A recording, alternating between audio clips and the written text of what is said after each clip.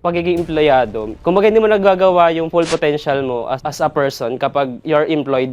Ngayon po, nagpa-practice ng printing. Meron din ako small business na printing and then cellphone repair also. Nakikita ko yung magandang potential and then isa na rin siya sa naging hobby ko mula nung nag-try ako mag-enroll sa TESDA. And then nakita ko siya na pwede ko siyang i-tie up sa present na business ko ngayon and then nagtatry din ako ngayon na mag-training, seminars para mas madagdagan yung learning ko sa printing. Ang pagiging business owner kasi independent ka na sa sarili mo. Nag-push ako ng ganitong business kasi gusto ko rin siya. Mas umangat ako kasi all of my life parang ang hirap ng buhay. Tapos na-realize ko na kailangan ko pala mag-business para mas umangat pa at mas makatulong pa sa ibang tao. Which is ayun yung goal namin, na makatulong po sa ibang tao.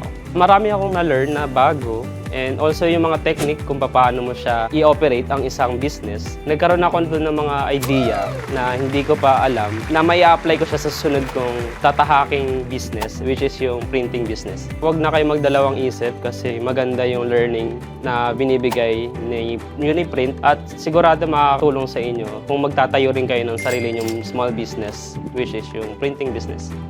Uniprint, a printing business for everyone.